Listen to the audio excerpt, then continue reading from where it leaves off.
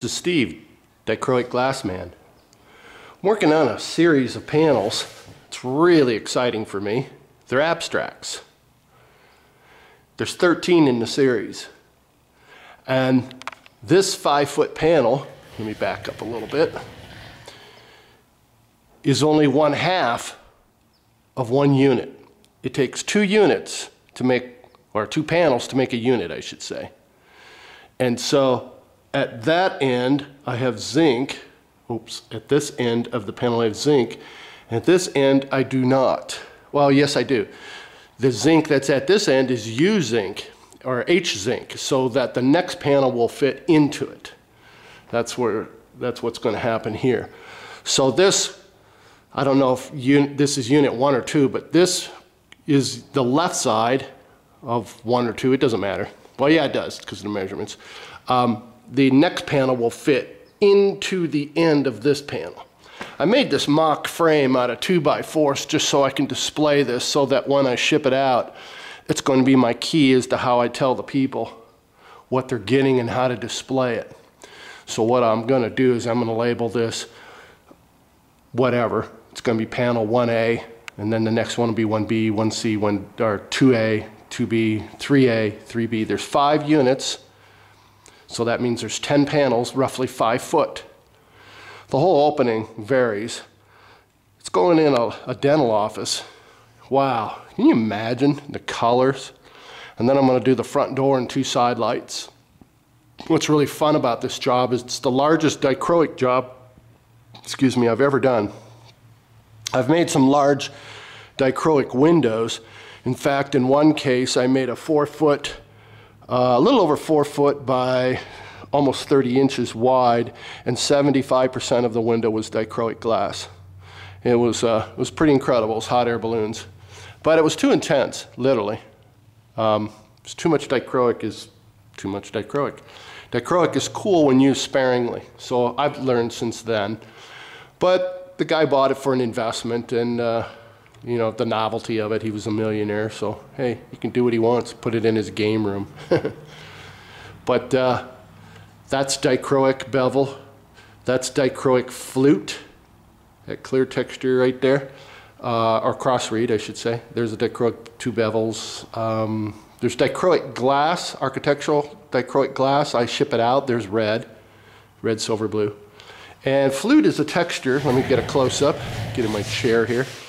This is flute, normal flute. This is what us as stained glass people get. I have my own glass coated with dichro. Here's flute that's red, silver, blue. Here's cross reed that's in magenta.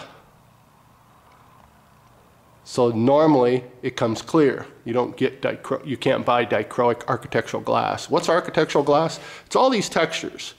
This is spotlight. I've had that done in dichro many times. In fact, here's a piece of it right here. Here's blue. Let's see if we're going to get the blue. You have to turn to find the right angle. That's cube.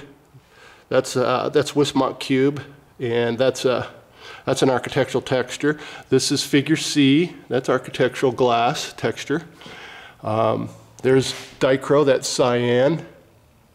And that's Floreal, or Floreal. Some people call it Floreal. This is Spectrum Ice. I've done that in several colors of dichro.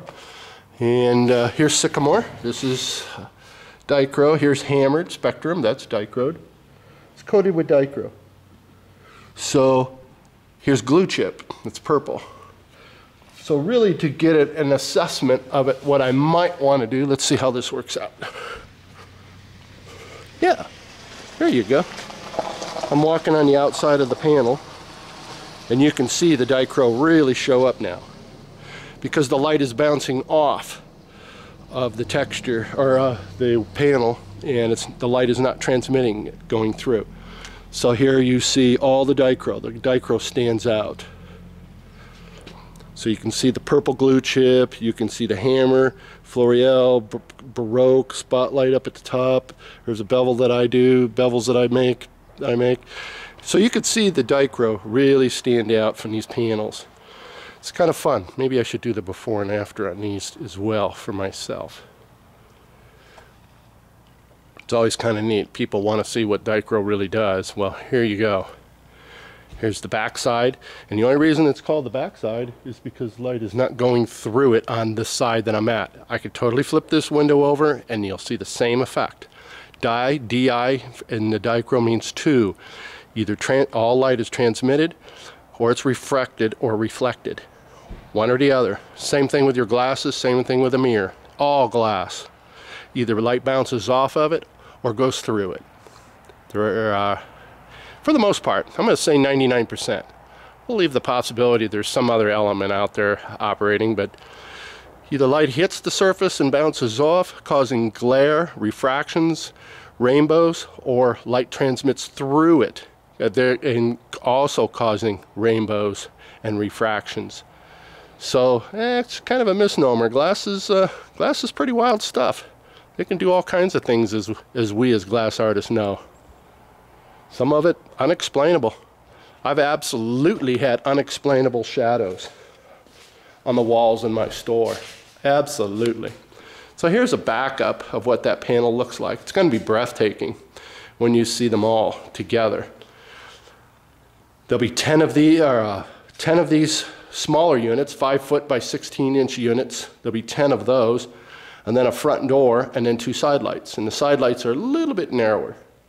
So it's going to be really exciting. It's exciting for me because it's the largest dichroic job I've ever done. And it'll be exciting for the patients coming in because they're going to see some wowie zowie colors. I hope they like it, as the story goes.